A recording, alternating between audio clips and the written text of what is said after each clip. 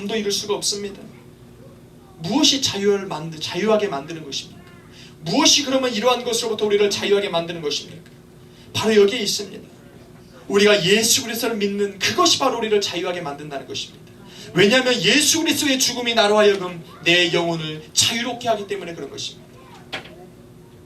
만약 우리가 교회를 다니고 매주마다 우리가 예배에 앉아서 있을지라도 우리가 예수 그리스도가 나의 구주라는 것을 아직도 모르고 있다면 우리가 누려야 될 그 자유는 아마 우리가 건널 수 없는 저 멀리에 있는 그 낡은 십자가 위에 아직도 매달려 있을 것입니다.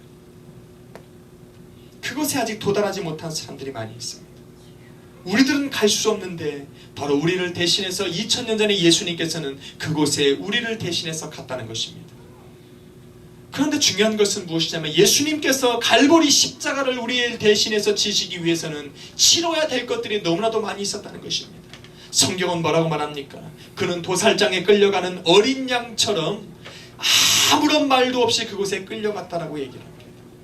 그는 날카로운 갈고리가 9개 달린 채찍으로 그의 등허리를 수도 없이 맞아서 고통을 당해했다고 말합니다. 그가 난 모든 수염은 군사 병상들에게 잡혀서 뽑혀야 했고 그는 많은 사람들에게 침뱉음을 당하는 곤욕과 수치를 당해야 됐고 가시로 만든 면류관은 그의 머리에 씌어지는 그러한 아픔을 겪어야만 했다는 것입니다. 이 모든 것은 바로 주님께서 우리를 대신해서 갈보리로 가기 전에 해야 하고 당해야만 했던 일들이라는 것입니다. 이것은 우리들이 져야 되는 것이었습니다.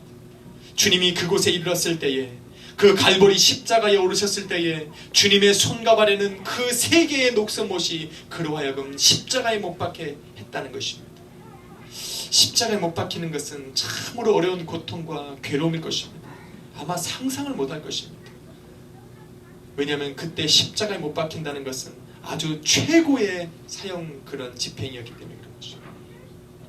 그가 달려 죽었던 그곳은 마지막으로 로마 병사들이 그의 옆구리를 찔러서 모든 피와 물이 땅으로 흘렀던 곳을 말하고 있는 것입니다. 예수님은 죽었고 또한 우리를 위해 장사되었다는 것을 우리는 부인할 수 없습니다. 그런데 중요한 것은 여기서 딱 끝났으면 우리는 성경을 믿을 필요도 없습니다. 예수님이 죽었기 때문에. 그러나 여기서 성경은 끝나지 않습니다. 왜냐하면 예수님께서는 사흘 만에 부활하셨다는 것입니다. 부활하실 때에도 그냥 부활하신 것이 아니라 주님께서 죽으셨을 때에 모든 사탄이 죽음이 또 사망이 우리들에게 받아야 될 모든 것을 예수 그리스도는 지불하셨다는 것입니다. 이것이 바로 그 redeem이라고 말합니다. 영어로 redeem, 보상했다는 것입니다. 바꿨다는 것입니다. 그가 무덤에서 일어나서 다시 한번 우리에게 부활의 모습으로 일어났을 때에 그 부활과 더불어서 우리에게 주어진 것이 바로 자유라는 것입니다. 더 이상 주님께서는 한번 우리를 위하여 죽으셨기 때문에 더 이상 우리는 그 죽음에서 우리의 영혼이 갇혀 있을 필요가 없다고 말하는 것입니다. 부활하신 주님은 죽음을 이기시고 일어나셨기 때문에 우리에게 영원한 생명을 우리에게 주셨다는 것입니다. 그것은 바로 우리에게 말하는 영원한 자유를 선포하셨다고 말하는 것입니다. 그렇기 때문에 주님은 성경에서 뭐라고 말합니까? 내가 곧 길이요 진리요 생명이라고 말하는 것입니다. 왜? 자유한 사람만이 누릴 수 있는 것이 바로 길이요 진리요 생명이라고 말하고 있기 때문에 그런 것입니다. 오늘 본문 36절에 보니까 진리를 알지니 진리가 너희를 자유케 하리라고 말하는 것입니다.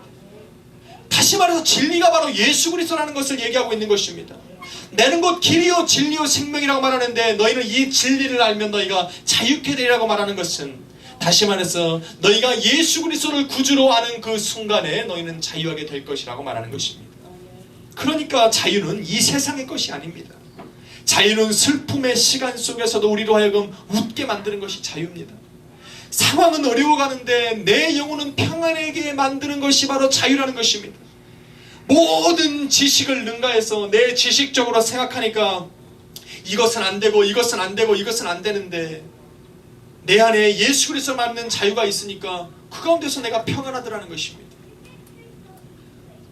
우리는 많은 문제와 시련과 시험들을 만날 수 있습니다. 왜 없습니까? 그러한 시험들을 만날 수 있습니다. 그러나 하나님의 은혜는 그 가운데서 충만히 넘쳐나는 것입니다. 이것이 바로 자유함이라는 것입니다. 바울과 실라라는 사람이 있었습니다. 성경에 이 사람들이 예수 그리스도의 복음을 전파하다가 어디에 갇힙니까? 로마라는 빌립보 감옥에 갇혔을 때에, 우리가 만약에 감옥에 갇혀 있으면 누가 감사하고 찬양할 사람이 어디 있습니까? 감옥에 있으면 한탄을 하고 내가 왜 그랬나 후회를 하고 절망에 빠지고 시련과 낙심을 할 것인데, 바울과 실라가 로마 감옥에 딱 갇혔을 때에 그들이 한 것이 무엇이냐는 것입니다. 그들은 하나님께 감사했습니다. 그리고 하나님 앞에 영광의 찬양을 올려드리기 순간에 감옥의 문이 열린다는 놀라운 역사가 삶 가운데 일어나는 것입니다. 이것이 바로 자유를 누리는 사람들의 특권이라는 것입니다. 내가 하나님이 주시는 자유로 예수 그리스도의 십자가의 보혈로 누리는 자유를 누리고 살아가는 사람들에게는 이러한 기적들이 일어나는 것입니다. 자유는 단순하게 내가 살아가는데 평안하다 평안하다 하게 하기 위해서 자유가 필요한 것이 아니라, 자유함을 누리고 있는 사람들에게는 삶의 놀라운 역사들이 일어나기 때문에 그런 것입니다. 내 삶 가운데 하나님의 기적을 체험하기를 소망하면 나는 먼저 예수 그리스도의 보혈 안에서 자유함을 누려야 되는 것입니다. 옆에 분에게 한번 물어보십시오. 자유하십니까? 자유하다고 말합니까? 별로 자신감이 없는 것 같아요. 다시 한번 물어보십시오. 자유합니까? 이 질문 속에는 큰 의미가 내포되어 있다고 저는 말했습니다. 무엇입니까? 자유라고 하는 것은 예수 그리스도의 십자가를 통해서 내가 자유함을 누릴 때 난 자유하다고 얘기할 수 있는 것입니다. 그래서 여러분, 자유하다고 물어봤을 때 나는 자유합니다라고 얘기하는 그 대답 속에는 나는 예수 그리스도의 십자가를 통해서 나는 의인의 모습으로 살아가고 있다는 것을 내포하고 있는 것입니다. 다시 한번 물어봅시다. 자유하십니까? Are you free? 여러분, 그렇게 생각한다면 여러분 십자가 안에서 여러분의 모든 문제들을 내려놔야 되는 것입니다. 자유한데도 아직도 짐을 메고 다니고 있으면 안 되는 것입니다. I'm free! 그리고 여전히 눈치를 보고 살아가면 안 되는 것입니다. 나는 자유하면 예수 그리스도 안에서 좀 짐을 좀 내려놓고 나의 문제를 좀 고백할 수 있는 용기들이 좀 있어야 되는 것입니다. 나는 자유해. 그리고 하나님 앞에 아무것도 구하지 않고 하나님 앞에 모든 건 내려놓지도 않고 자기 스스로 무슨 문제를 해결할까 고민하고 있는 것은 자유한 사람들의 모습이 아니라는 것입니다. 여러분, 자유하면 자유를 누리십시오. 그것이 여러분의 특권입니다. 세상 사람들은 자유하나 자유하다라고 입으로 선포하나 절대로 자유할 수 없습니다.